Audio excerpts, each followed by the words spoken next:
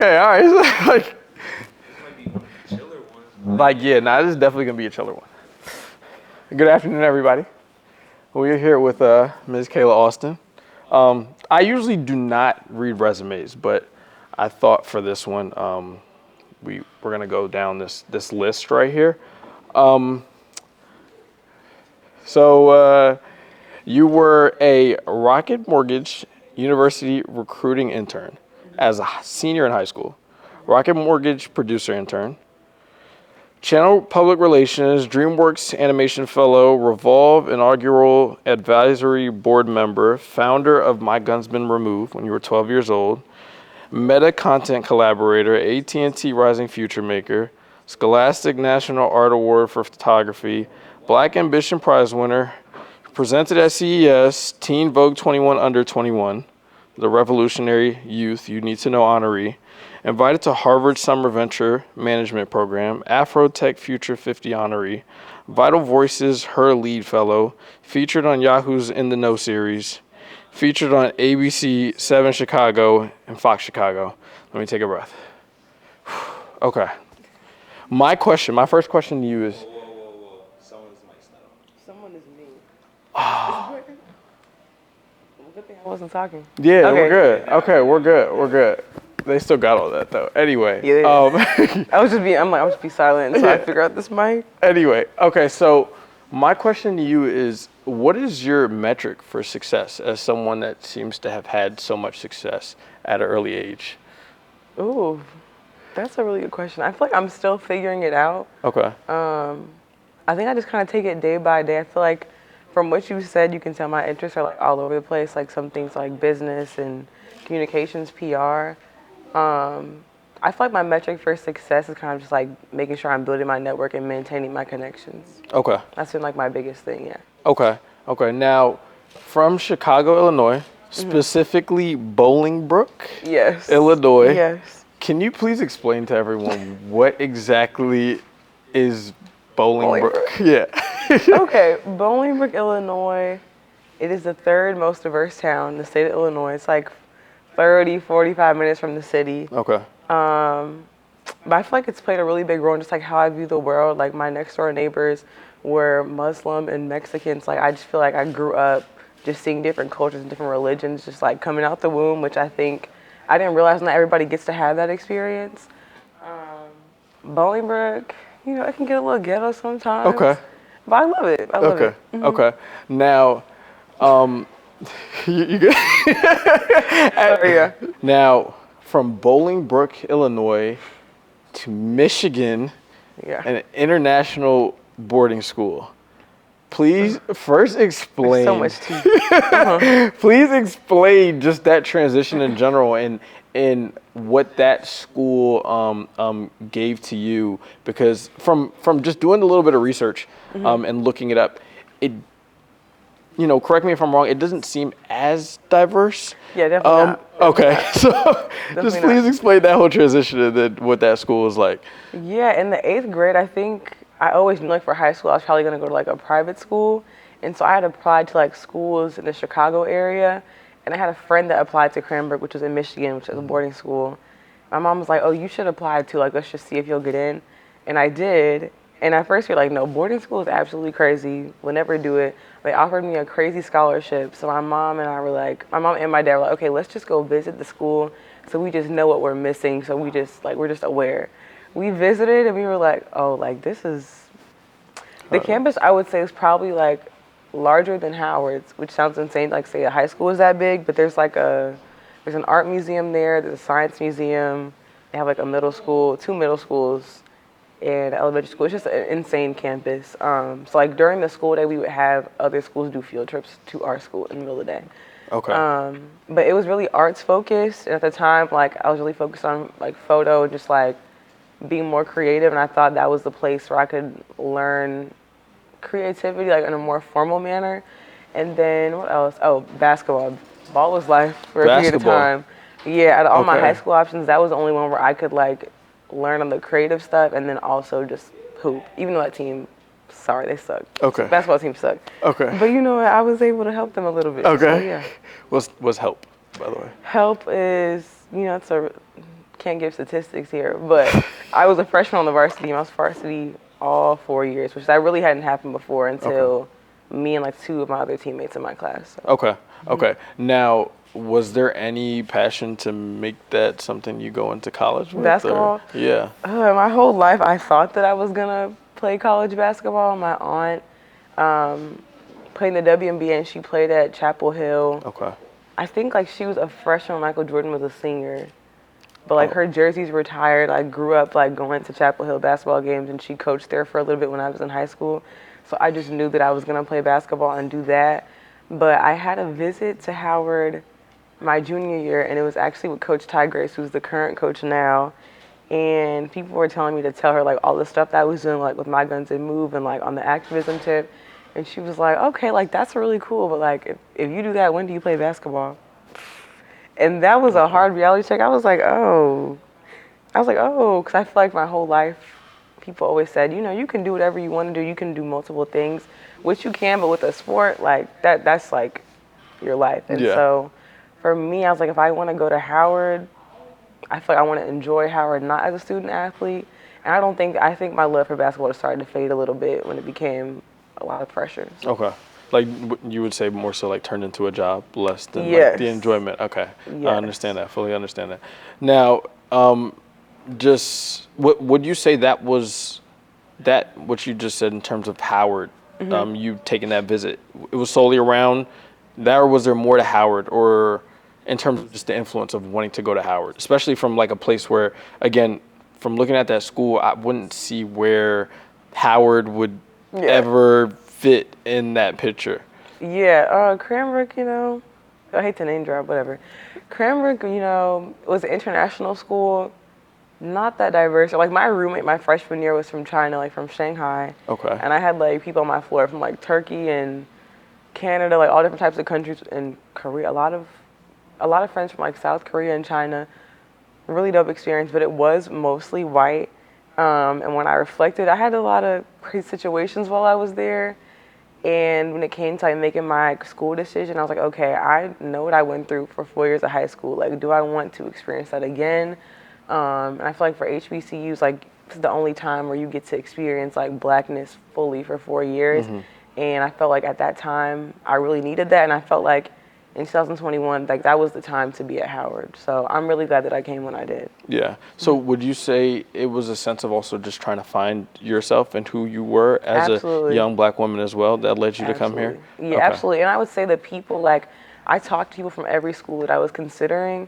And when I talked to, everyone I talked to from Howard was like, you know, like you might have some financial aid problems, whatever, this, that, and the third, but like this is the best decision I've ever made. Like, no regrets. And no one at the other schools no one that went to other schools could say anything of that nature.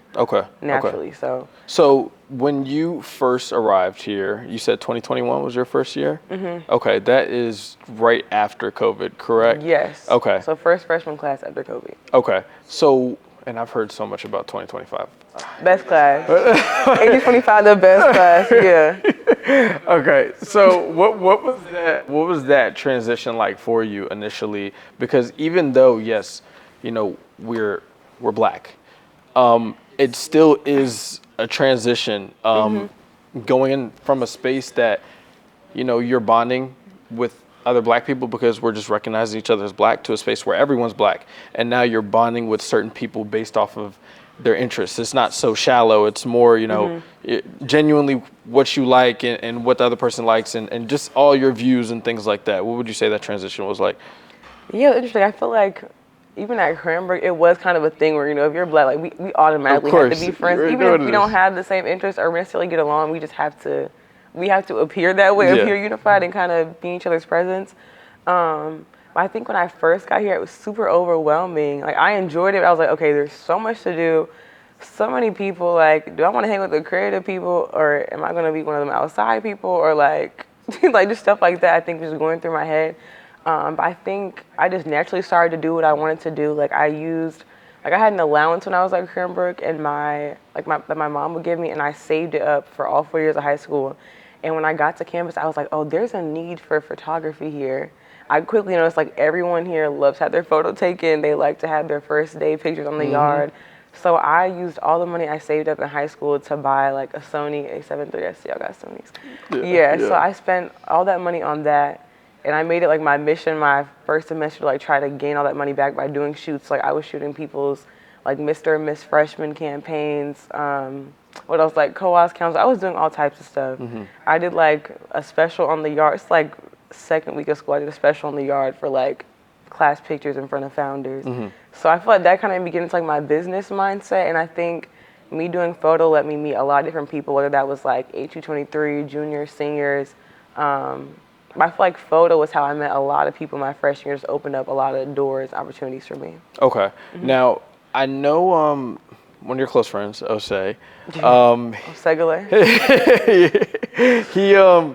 He was probably the most viral Yeah. reel that we have had when he talked about how Howard is full of main characters. Oh, absolutely.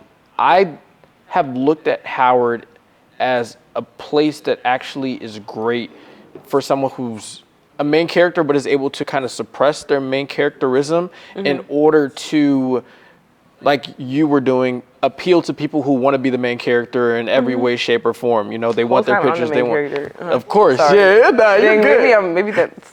Anyway. No, you're good. You're good. But like, you know what I mean. Like sometimes you even if you know you're the main character, you're looking at it from a deeper point of view because, like you said, it allowed you to meet a bunch of new people and cater to people in that way. But I feel like sometimes the difficulty can be that you might in that moment feel less than because you're catering to other people who are more, you know what I mean, and already are established in whatever way. Would you say you had any struggles with that initially? I can't lie, you're cooking. Yeah, there were times like I would shoot. I used to get frustrated. See, like, oh, Kayla, like you coming to this party and say, like you coming? I'm like, yeah, yo, bring your camera. What? Like you don't want me there just because I'm like fun? I don't know. So I'm not gonna lie. Towards the end of my freshman year, after I joined Elite, I just took a break because I was like, I'm not gonna be known just for like providing a service to people. Like I am much more than that. So that definitely, like, no one's ever asked me that question. But yeah, that definitely was like up here. I was like, okay, I need to take a break because this is what I'm becoming known for. And like, that's not all that I am. And I think there were times I would get frustrated. Like I would go somewhere and like everyone would have a picture to post. And I was like, I have no pictures of myself like at all. It was so annoying. Okay. So when you did take that break, what were you then more focused on? Was it more establishing who you were as a person besides the photos? And for someone who was known for that, how were you able to, in a way, be who you were but still not run away from that talent that you had? Oh, such a good question. So deep. So I feel like my freshman year, like nobody in my hometown, like I was known as like, I was like big dog. I was activist. I was president of like every club at Cranbrook. Or even like back at home, like I was still known for just like being the person that did everything. And so I think coming in freshman year, I'm like, okay, nobody knows anything about me. They don't care about whoever, everyone was like a BSU president at Howard, they're in high school. Yeah. So I'm like, okay, none of that matters. Fresh, clean slate. And nobody knew I was doing my Guns and Move my freshman year. Like I didn't talk about it. I didn't like publicize it really. Just kind of if you knew, you knew. And it wasn't until my sophomore year where I was like, okay, like this is the time. Well, actually, I guess my freshman year, I snuck into this SOB class that was called Marketing for Startups. Snuck in? And yeah, like it was mostly for SOB students. I'm an SOCMT and film major. And Tahir Murray, who's actually like founder of LHP, he was in that class, I think his senior year. And so what did I do? I needed one more class on Bites Hub. My advisor, she wasn't responding to me fast enough, so I was like, let me go in SOB and see if I can find something as an elective. And I saw Marketing for Startups. I could not register at all for some reason, and there were open seats. So I blew up the professor. It's probably like 3 a.m. I blew his email up. I'm like, please let me in this class. Like, I don't know what it's about, but I want to have a startup. Like, I think this is for me. And he was like, okay, like this class is what is it? He's like, you have to apply to be in the class, and then at the end of it, it's a pitch competition. So like, we help you build your business model. And so I sent him just like all my info, and I was the only freshman in the class. It was all like juniors and seniors with like clothing brands or building apps, and I was a little freshman. And I think that class was where I had like my idea, like the actual products in my head, and that was being built. But that let me build it into a business model. So SOB like definitely, and Professor Graham helped me actually like build it into something that was bigger than myself. And that's what led me to apply to Black Ambition. I feel like once I got Black Ambition, it was, oh, this girl has a business. Like Yeah. this is who she is. So yeah, the rebrand I feel like kind of naturally happened, but I still like did photo. But I think I became less known as like, oh, camera girl and then like gun girl. So Yeah. Then when you then transition to what it seems like now as one of those people that you used to take pictures of, as we're sitting here asking to interview you. 3 cameras. We yeah. hawked her down. We had to get this right. I know. I'm glad we were able to make it happen. But like, as I guess you've transitioned from the freshman girl who was kind of seems to be finding her way and had an interest and wanted to help, to now the person you are, where your name holds its weight and people are, your freshman self is trying to take pictures of you now. Looking back on it, what would you say was the biggest, was the most difficult part of this transition and the biggest blessing as well? For my freshman to senior year,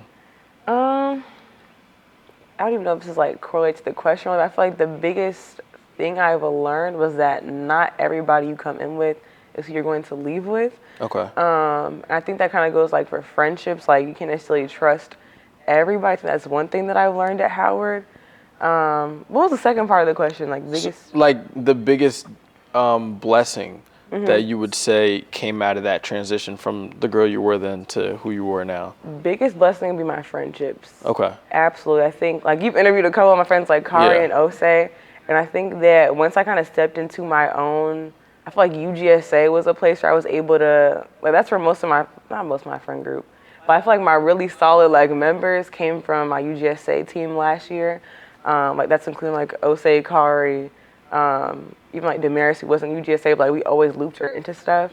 I think that the relationships have definitely been the biggest blessing. Like I know that leaving here, even when it comes to like my line sisters, like I know that when I leave here, I have relationships that will last forever. Okay. So that's been my biggest blessing. Okay. And then also, again, speaking on, you becoming your name now and it holding weight, how have you been able to stay grounded?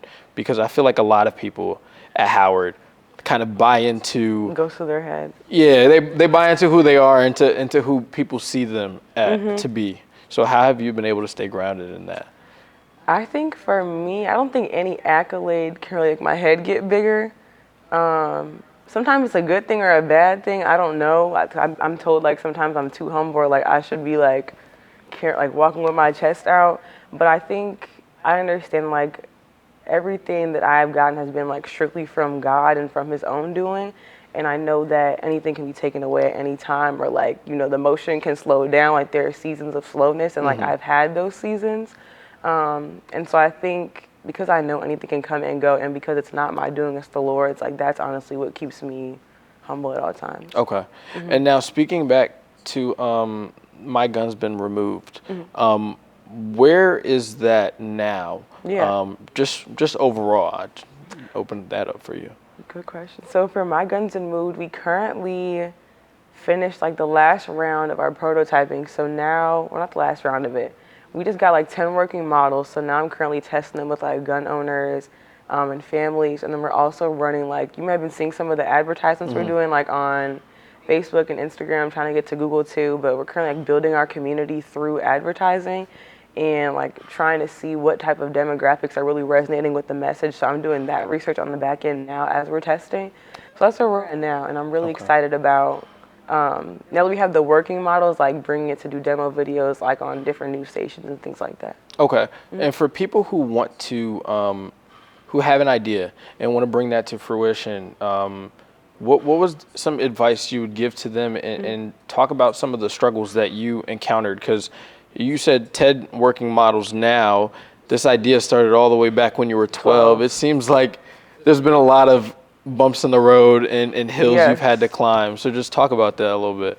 Yeah, I think that when it comes to creating anything new, like it takes time. It definitely has taken more time than like what I had initially wanted. Yeah. But I think you just have to stay the course. And I think that it's very easy to be discouraged when it takes a long time to do things or when not everybody sees or believes in what you're trying to do.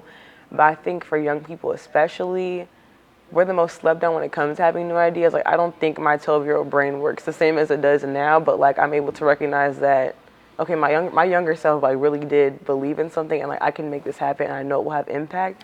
So I think that if you are really purpose centered and goal centered, and you know like whatever product or project you're working on will have impact, I think that that also really helps you stay the course.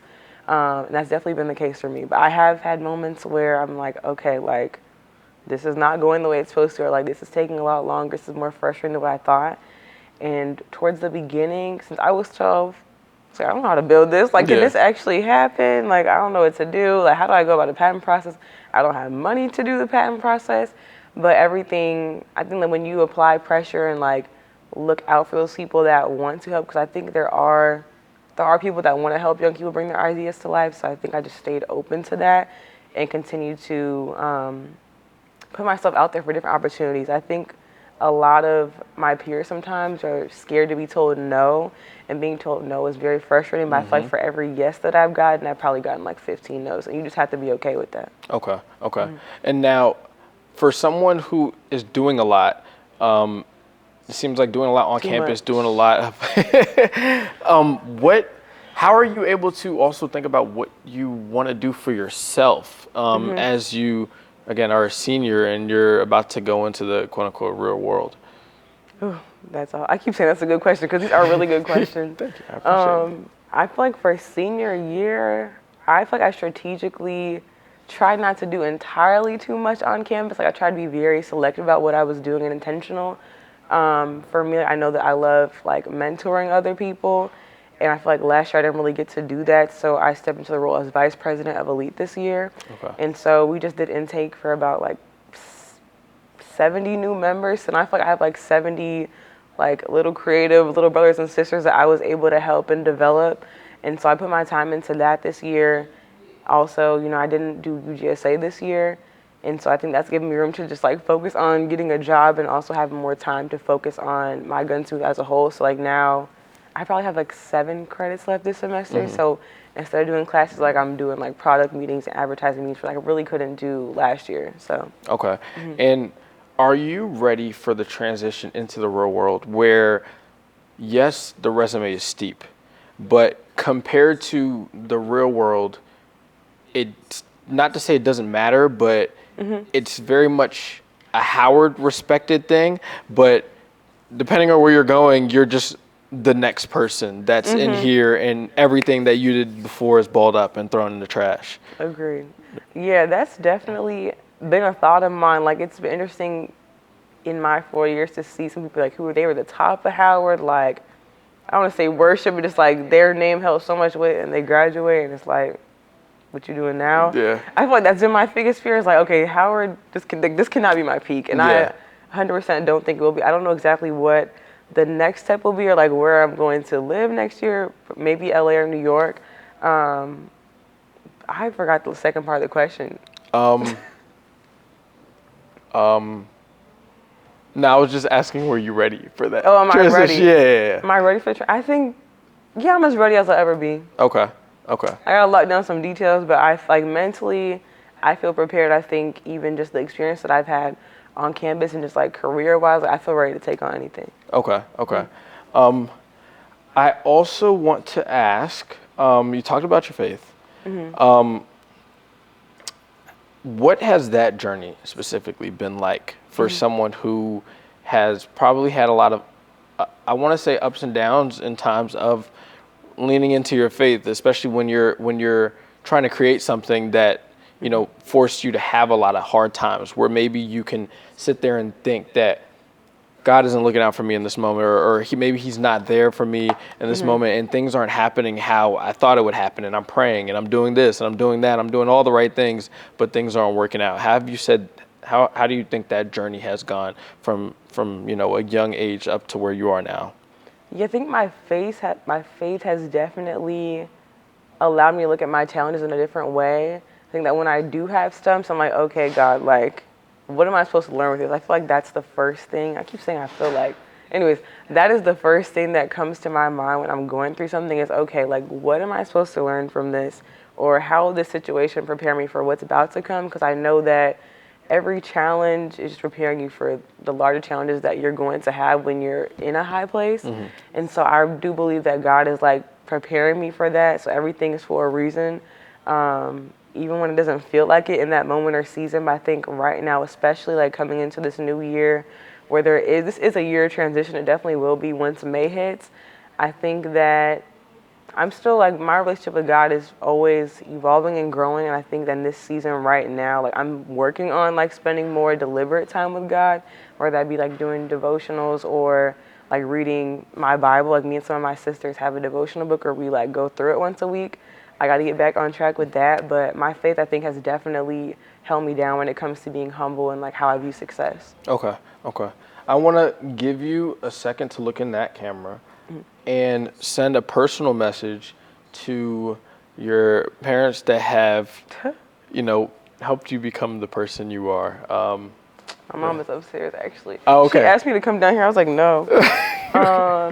Personal message to my parents would be thank you for investing in me in every single way, whether that be through time, money, and just through your belief in me. I feel like belief is also an investment. And so I'm really grateful that my parents have, although they're in tech, they're in STEM, I'm on the creative side. I don't think that they knew what to do with the creative kid that was like, oh, I want to do film or I want to take photos. But they laid the foundation for me to do whatever I was passionate about. And they've supported me every step on the way. They've helped my community support me as well. And so, yeah, I'm just grateful for who they are and their hearts and all that they've taught me. Amen. I want to say that